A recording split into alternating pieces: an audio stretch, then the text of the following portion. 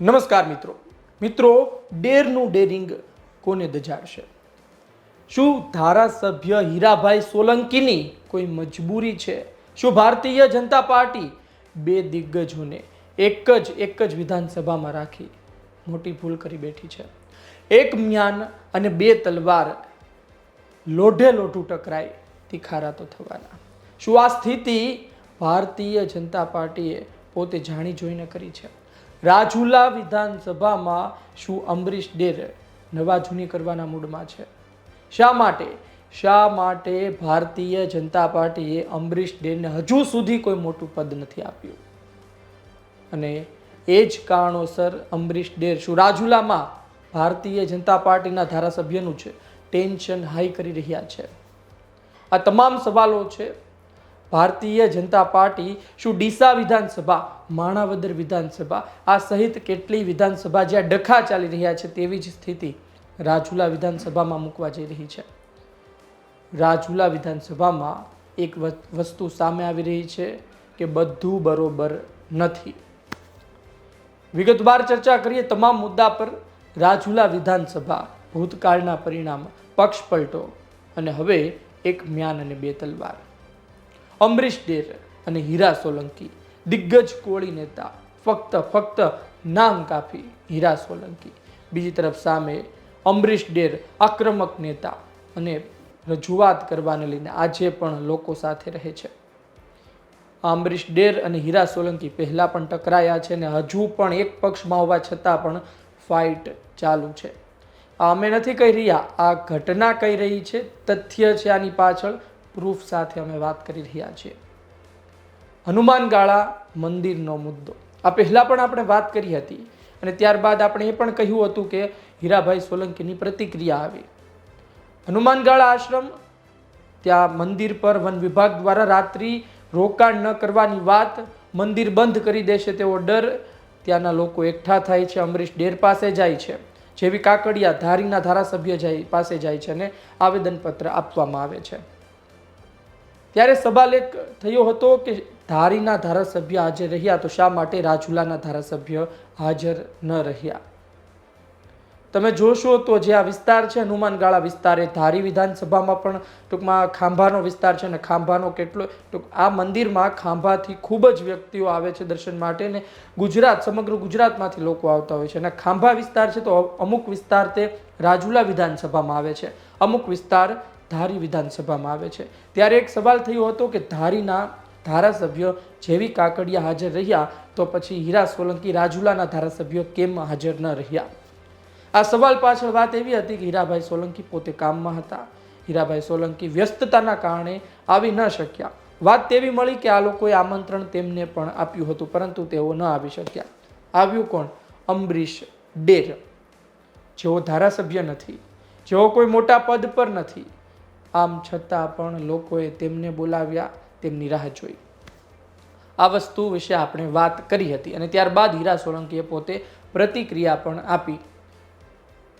શું મુદ્દો છે ને તેમણે મુળુભાઈ બેરા સાથે વાત કરવાનું પણ કહ્યું, પણ મુળુભાઈ બેરા વન મંત્રી સાથે વાત કરવાનું અમરીશ ડેર અને સાથે જેવી કાકડિયાએ પહેલા જ કહી દીધું હતું. આ વાત વિશે વાત કરી, આ મુદ્દો હતો. પણ હવે શું સમાચાર છે? હવે સમાચાર એ છે કે અમરીશ ડેર અને જેવી કાકડિયા, જે લોકો ત્યાંના સ્થાનિક છે, જે લોકો વિરોધમાં હતા વન વિભાગની, તેની સાથે મળી રજૂઆત કરવા જાય છે સચિવાલય મુળુભાઈ બેરાને. જેવી કાકડિયા અને અમરીશ ડેર રજૂઆત કરવા જાય છે પણ હીરાભાઈ સોલંકી પોતે અલગથી રજૂઆત કરે છે. શા માટે? શું જેવી કાકડિયા ભારતીય જનતા પાર્ટીમાં નથી? શું અમરીશ ડેર ભારતીય જનતા પાર્ટીમાં નથી? શું હીરાભાઈ સોલંકી ભારતીય જનતા પાર્ટીમાં નથી? તમામ ત્રણેય એક જ પાર્ટીમાં છે, એક જ વિસ્તાર, જેમ કે ધારી અને રાજુલા નજીકના વિસ્તારમાંથી આવે. શા માટે એક સાથે રજૂઆત કરવા માટે ન ગયા?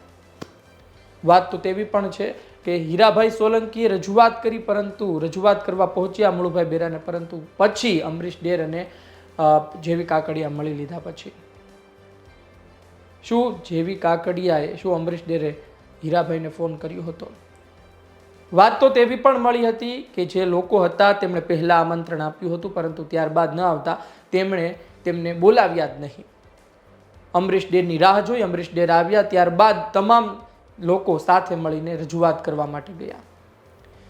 હીરાભાઈ સોલંકીએ તેમને ફોન પણ કર્યા, વાત પણ કરી, પરંતુ એ લોકો નારાજ હતા તેવા પ્રાથમિક સમાચાર અમને મળ્યા છે.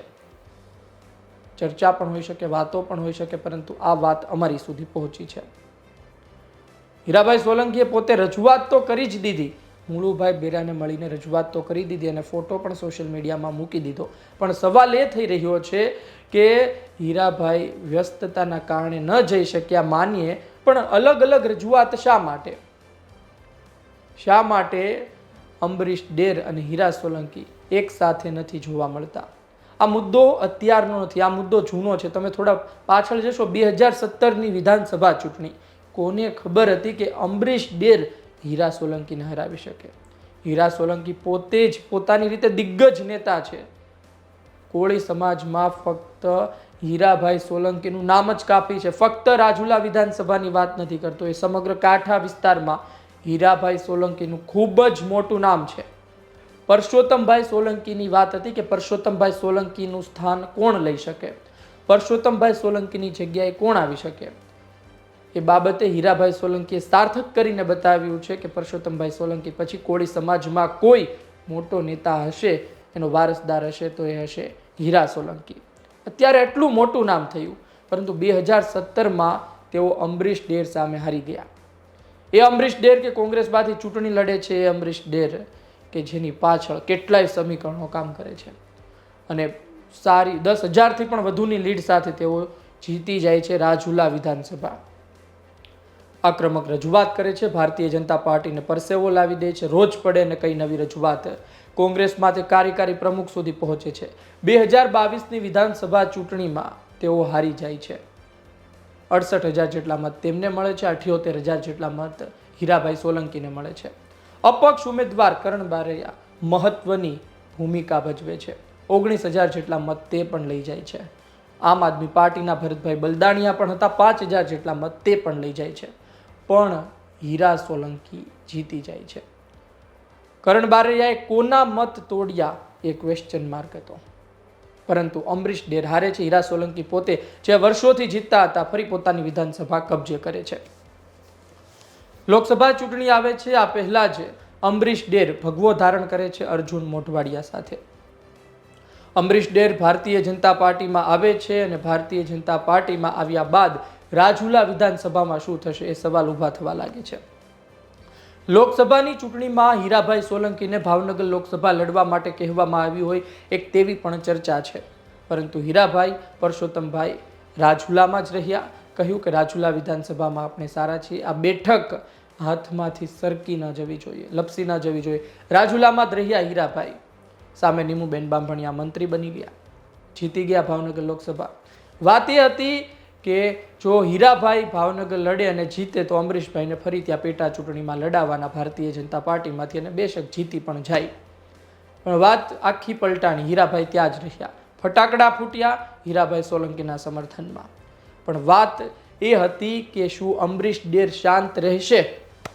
અમરીશ ડેરને ભારતીય જનતા પાર્ટી હજુ કોઈ મોટું પદ નથી આપ્યું અને અમરીશ ડેર રાજુલામાં જ છે અને ભારતીય જનતા પાર્ટીનું ટેન્શન હાઈ કરી રહ્યા છે.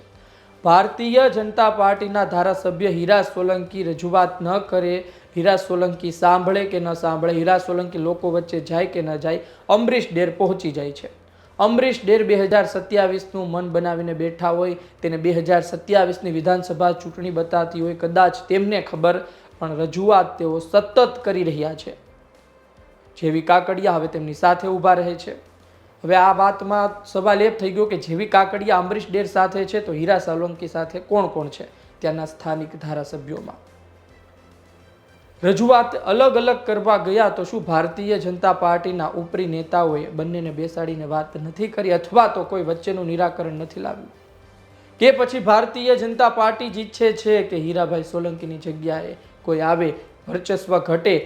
પરસોત્તમ સોલંકી, હીરા સોલંકીએ જે પોતાની આખી શાખ બનાવી છે, આખો કારોબાર, આખું વર્ચસ્વ જે ઊભું કર્યું છે, તે ધીરે ધીરે તોડવા માટે સૌથી મહત્વનું હથિયાર અમરીશ ડેર બની શકે છે. કારણ કે રાજુલા વિધાનસભામાં હીરા સોલંકીને જો આજની તારીખે પણ કોઈ ટક્કર આપે, કોંગ્રેસમાં તો કોઈ રહ્યું નથી, ભારતીય જનતા પાર્ટીમાં જ આવ્યા બાદ કોઈ ટક્કર આપી શકે એવો નેતા હોય તો એ અમરીશ ડેર છે, એ સ્વીકારવું પડે લોકોએ. આ સ્થિતિમાં ભારતીય જનતા પાર્ટી પણ શું કરે છે તેના પર નજર રહેશે. પરસોત્તમ સોલંકી, હીરા સોલંકી સમગ્ર કોળી સમાજમાં મોટું નામ છે. આજની તારીખે પણ કુંવરજી બાવળિયા તો કદાચ પછી આવે જો મુખ્યમંત્રીનો ચહેરો બનાવવાનો હોય. પરસોત્તમભાઈ સોલંકીને સ્વાસ્થ્યનું નામ આપીને પતાવી દેવામાં આવ્યા તેવી ચર્ચા, પરંતુ આજની તારીખે પણ જો મુખ્યમંત્રીનો ચહેરો કોળી સમાજમાંથી સૌથી વધુ પ્રબળ હોય તો એ પરસોત્તમ સોલંકી અને હીરા સોલંકી છે. પણ રાજુલા વિધાનસભામાં કંઈક અલગ જ ચાલી રહ્યું છે. આ ઉગળતો ચરુ છે, આ શરૂઆત છે. આ આગ વધુ થાય, વધુ ભયંકર આગ લાગે અને ભારતીય જનતા પાર્ટીના ડખા લોકો વચ્ચે પહોંચી જાય પહેલા ભારતીય જનતા પાર્ટી પાસે સમય છે. હજુ નાની ચૂંટણી છે, પરંતુ મોટી વિધાનસભાની ચૂંટણી આવતા પહેલા જો કોઈ મોટું પદ અમરીશ ડેરને નથી મળતું તો વિધાનસભામાં તે હીરાભાઈ સોલંકીનું નાક દબાવશે. 2027 આવતા તે હીરાભાઈ સોલંકીની મુશ્કેલી વધારશે. ટિકિટ કોને મળશે 2027માં? જો તે 2027માં ત્યાં ને ત્યાં રહે છે, તે પણ આજની તારીખે પણ પોતે 2 થી 3 દિવસ ગાંધીનગર હોય છે અમરીશ ડેર, અને લોકોના કામોને લઈ, પોતાના રાજકારણને લઈને કામ કરતા રહે છે. આ તૈયારી દર્શાવે છે કે વાદળ ભેગા થઈ રહ્યા છે, ક્યારે પણ તોફાન આવી શકે છે રાજુલામાં. આવનાર સમયમાં ખબર પડશે શું તૈયારી કરી રહ્યા છે અમરીશ ડેરને જ ખબર. હીરા સોલંકીની મજબૂરી શું છે? શું ભારતીય જનતા પાર્ટી તેને લઈને આવી એટલે હીરા સોલંકી તેને શાંતિથી સ્વીકારી રહ્યા છે? હીરા સોલંકી ક્યારે ખુલીને બોલશે એ પણ સવાલ છે. આજની તારીખે પણ બંને એકબીજાના નામ નથી લેતા. શરૂઆતમાં અમરીશ ડેરે હીરાભાઈનું નામ લીધું હતું, પરંતુ ત્યારબાદ ટાળી રહ્યા છે. આ સ્થિતિ ક્યાં જઈને પહોંચે છે આવનાર સમય કહેશે. આપનું શું કહેવું છે? શા માટે અલગ અલગ રજૂઆત કરી? શા માટે ભારતીય જનતા પાર્ટીના ત્રણેય નેતા છે તો એક સાથે ન ગયા? શું આજે પણ ભારતીય જનતા પાર્ટી રાજુલામાં ડખાનું ઘર બની છે? શું જૂથવાદ રાજુલામાં, અમરેલીમાં ભયંકર ચાલી રહ્યો છે? શું કોઈ પણ ઉકેલ, કોઈ પણ ઓસડ આ ઝઘડાનો, આ ડખાનો નથી? અમરીશ ડેરને શું કોઈ મોટું પદ આપીને હીરાભાઈ સોલંકીની શાંતિ ભારતીય જનતા પાર્ટી કરી શકે છે? આવનાર સમયમાં ખબર પડશે. હીરા સોલંકી પણ આનો રસ્તો કાઢતા હશે. શું કરે છે આવનાર સમયમાં ખબર પડશે. અમરીશ ડેર 2027નું ધ્યેય રાખીને બેઠા હોય તેવું લાગી રહ્યું છે. આપના અભિપ્રાયની રાહ રહેશે. શું કહો છો કોમેન્ટ બોક્સમાં લખો. આ વિડીયો પસંદ આવ્યો હોય તો લાઈક શેર કરવાનું ચૂકતા નહીં. મને આપશો રજા. નમસ્કાર.